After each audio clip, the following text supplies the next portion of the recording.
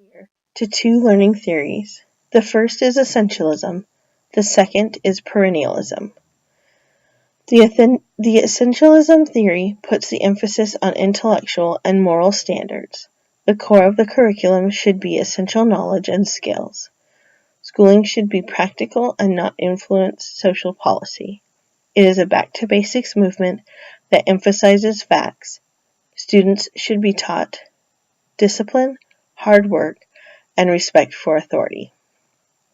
Essentialism was developed by William Bagley in the 1930s. He held to three main principles. First, they recognized the right of an immature student to the guidance of a well-educated, caring, and cultured teacher. Second, they proposed that an effective democracy demanded a democratic culture in which teachers impart the ideals of community to each succeeding generation of children.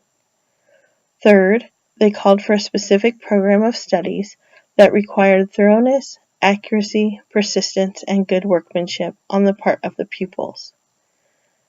In 1988, a modern essentialist, E.D. Hirsch, wrote Cultural Literacy.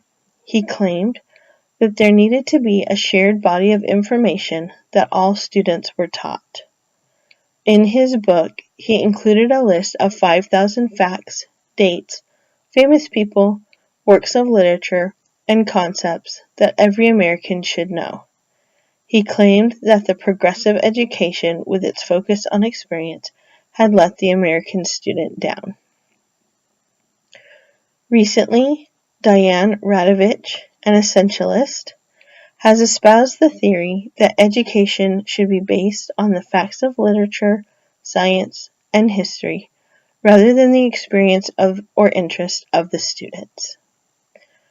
Currently, essentialism is looked upon as antiquated, and that it is said that it tries to Americanize the immigrant, rather than allow their culture to be considered equal to that of the American society.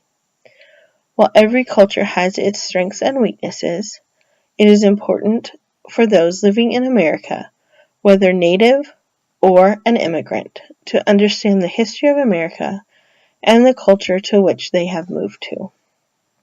I hold to this theory because without a basic understanding of facts, one cannot properly use critical thinking in forming their own beliefs and ideas.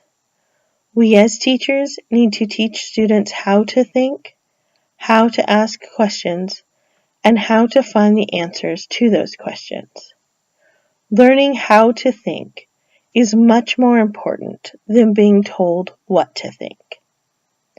The biggest drawback to this theory is that sticking to facts can make some curriculum dry. It is up to the teacher to present the material in a way that it is interesting to the student. The second theory that I hold to is perennialism. Perennialism advocates that the aim of education is to ensure that students acquire knowledge about the great ideas of Western culture. Human beings are rational, and it is this capacity that needs to be developed. Cultivation of the intellect is the highest priority of an education worth having. The highest level of knowledge in each field should be the focus of the curriculum. The founder of perennialism was Robert Maynard Hutchinson.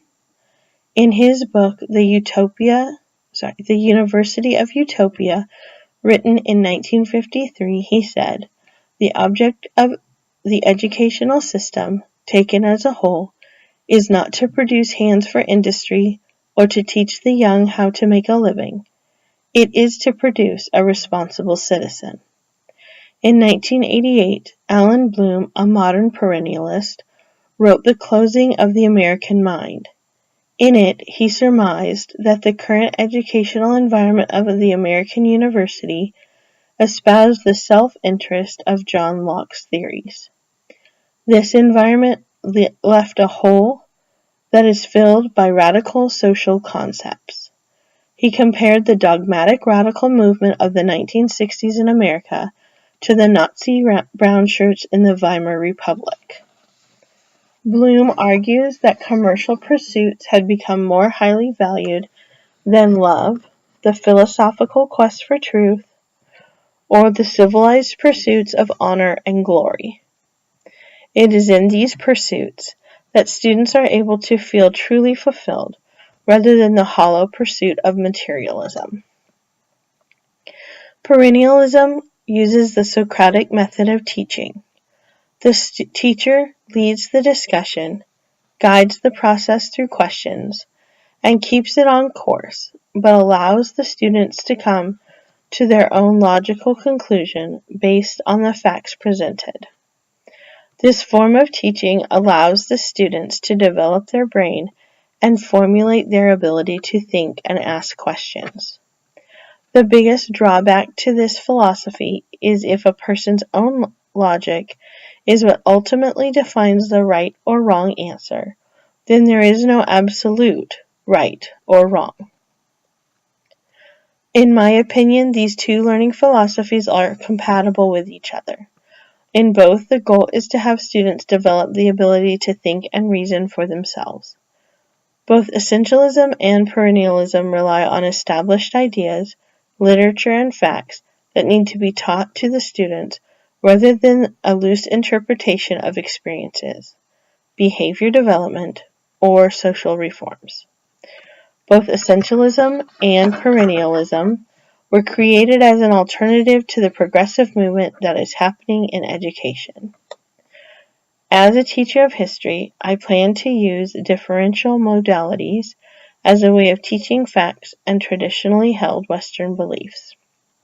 I believe that all students have the ability to learn, although some choose not to, and that their preferred methods of learning can also be different. I plan to use audio and visual learning styles. I will lecture and use maps and charts as a way to reinforce the lesson. I will also plan on using movie clips and music from the time period to give a sense of the culture. History is content-driven, so it is important to get the content to the students in as many different forms as possible, to reinforce the concepts, but also to take into account the different learning styles of the students. In one lesson plan, I plan on presenting the philosophical ideas of Locke, Voltaire, and Marx to my students.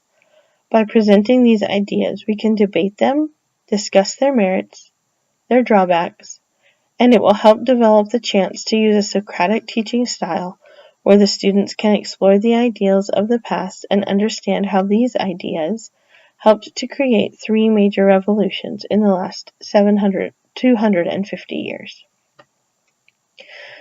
I believe my learning philosophies of essentialism and perennialism are supported by my personal learning theory of differential modalities because they are fact and content driven. Content can be presented in different modes and styles to reinforce the facts. Thank you.